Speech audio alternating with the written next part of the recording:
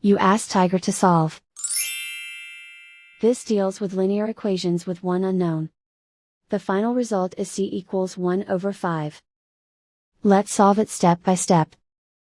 Swap sides. Group all constants on the right side of the equation. Subtract 24 from both sides. Simplify the arithmetic.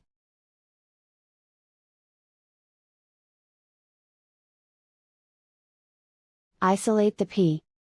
Divide both sides by 75. Simplify the fraction.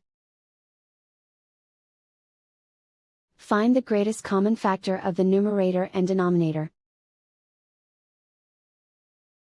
Factor out and cancel the greatest common factor. And so the final result is c equals 1 over 5.